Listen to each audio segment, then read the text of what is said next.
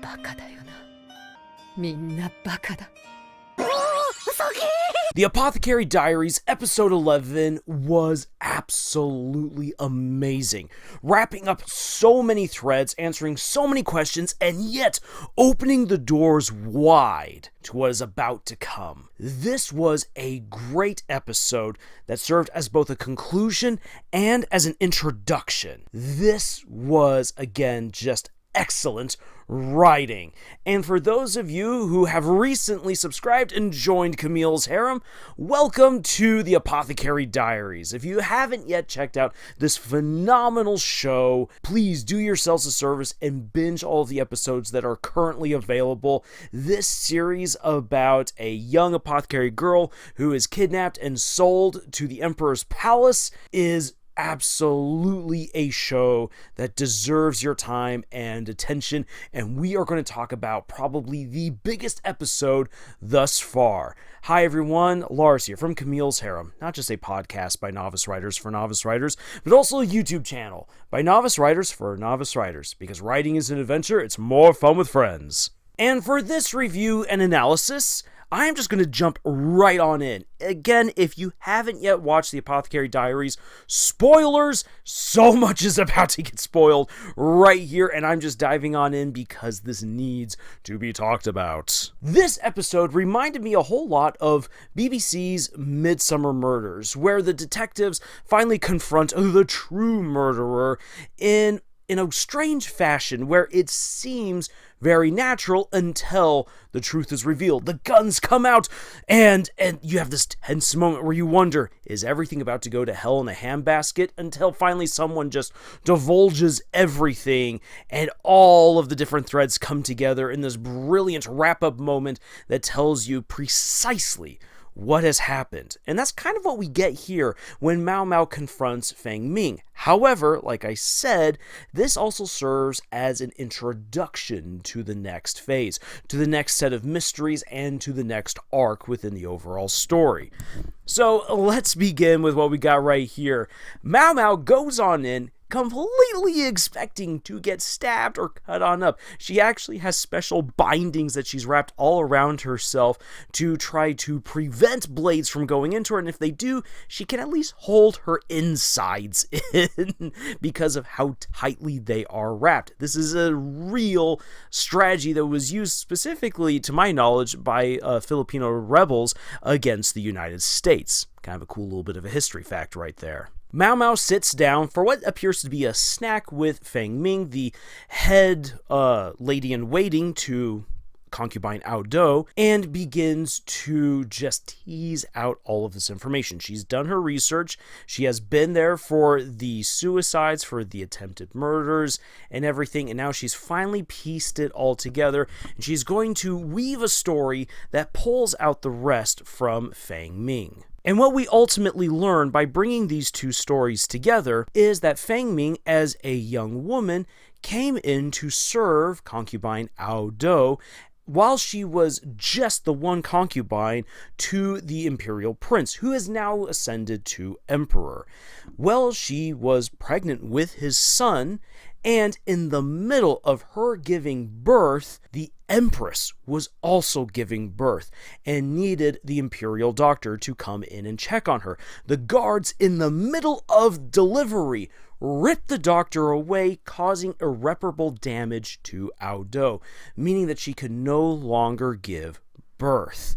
Well, her son is delivered, but because Aodo was so weak from the whole ordeal, she relied on Feng Ming to take care of her son. And Feng Ming absolutely adored and loved Aodo and was willing to do anything for her. Well, while she was taking care of Aodo's son, she gave Aodo a mixture of honey and other supplements to try to strengthen him and get him to eat. This is something that was actually very popular for hundreds of years.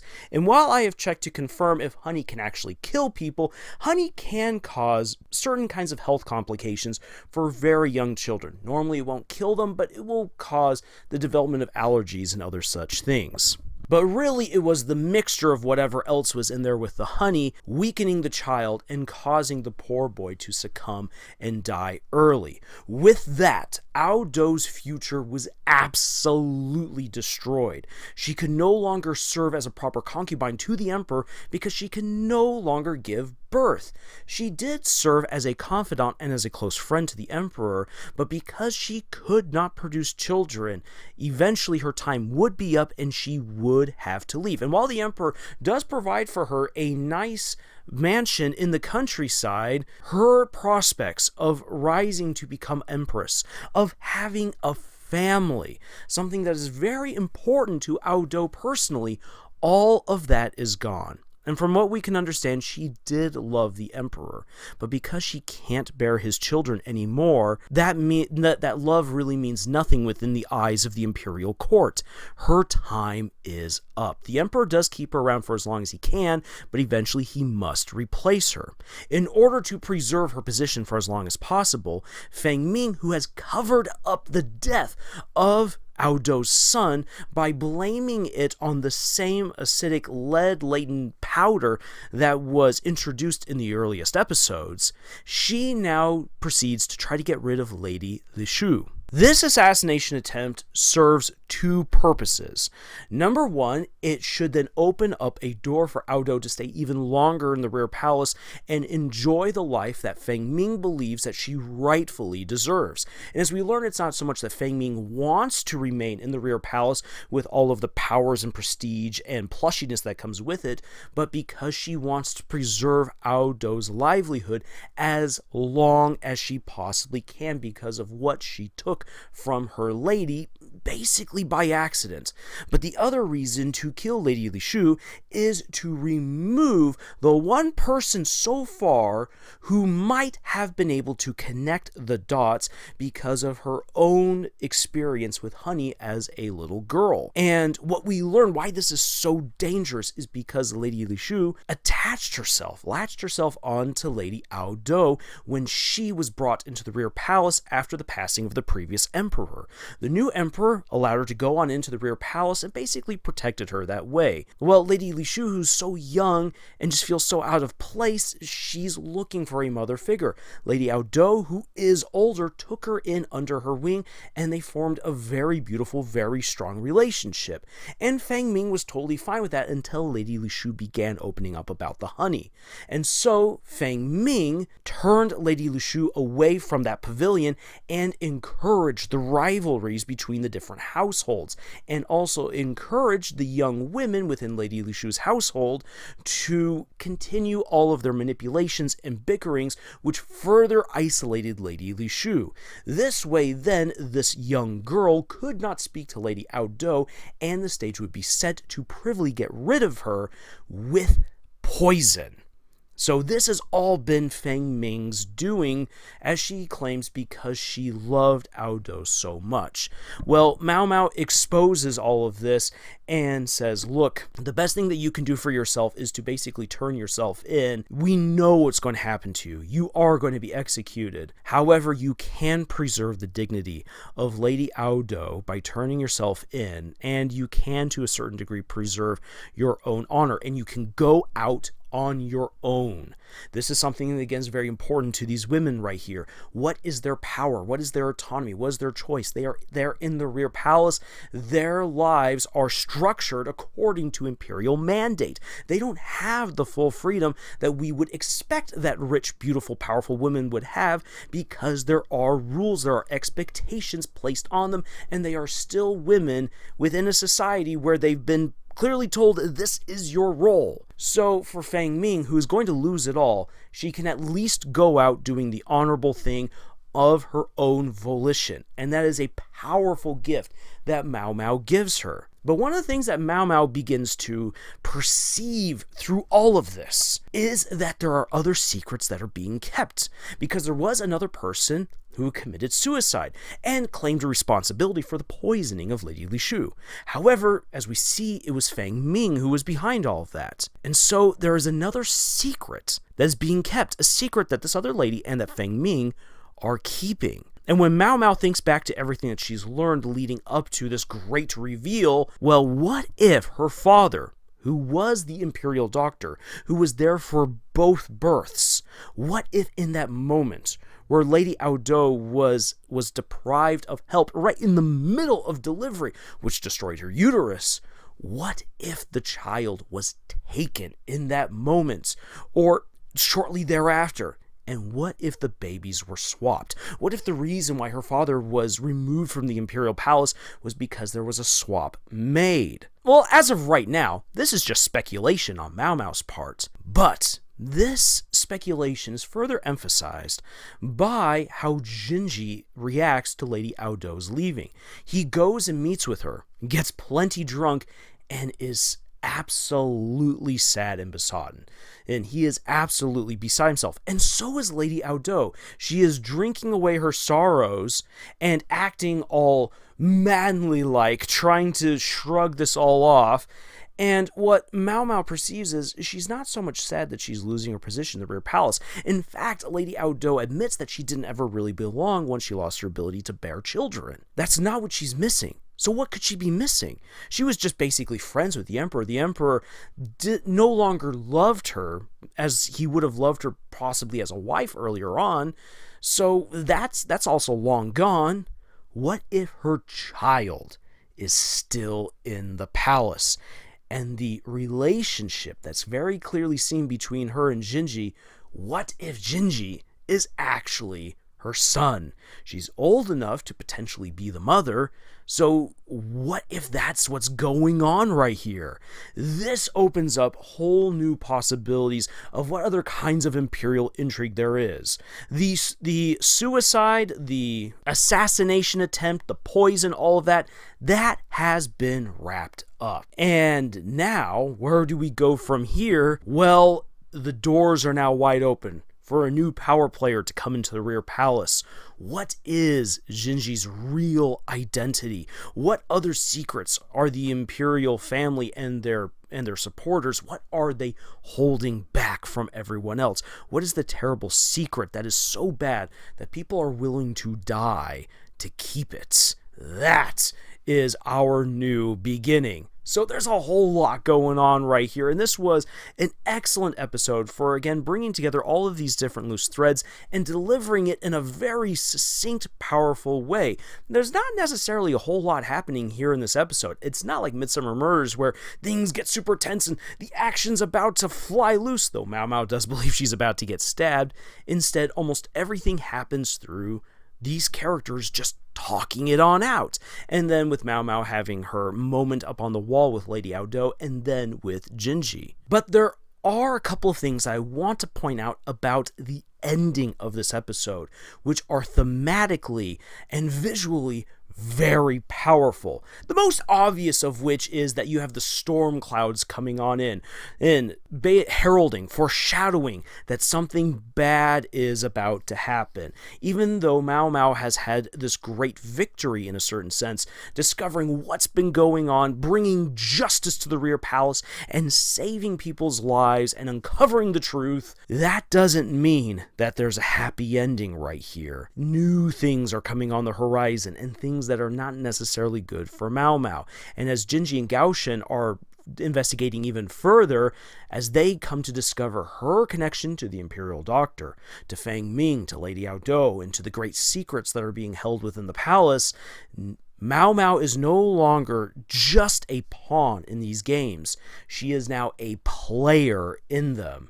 And, as anyone knows from watching Game of Thrones, unless you win the Game of Thrones, you get plowed under. Now, while it isn't quite as stabby, murdery, as George R. R. Martin writes his stuff, there is still a certain amount of danger that Maomao is flirting with. She understands it very clearly, and that was very much emphasized in some of the previous episodes, that her life is one mistake away from the executioner's block. There is also another thing that needs to be pointed out right here. When Lady Aodo leaves the palace, this right here is a parallel to when Princess Fuyo managed to leave with her one true love. That was the happy ending right there. That is so far the one true happy ending to anything that has happened within the Apothecary Diaries, where two people who genuinely loved each other managed to beat the system, escape with each other, and could be in love together away from all of these games. For Lady Aodo, she lost. She's leaving. Yes, she gets to live the rest of her life comfortably on some estate somewhere in the countryside, but far away, exiled, potentially from her son, from the man that she once loved, and from the world that she has known for most of her life. That's kind of cruel. And within the ancient societies of China, Japan, Korea, this was actually seen almost in a way as a punishment. And especially for the Japanese. I know this is supposed to be set in China, but for the Japanese, that could be one of the worst things that could happen to an imperial person. So this is really bad. So this is a kind of a sad ending for Lady Aodo. It's a sad ending for Lady Li Shu, who is losing someone that she really loved, someone that she looked up to as a mother figure. And while they have one last precious moment there before the gates, that's the end. And we see how her household, Lady Li Shu's household, is so corrupted, in part because of what Fang Ming did. This poor girl is suffering way more than she really should. And again, these women who they don't have necessarily the lives that they would want to have.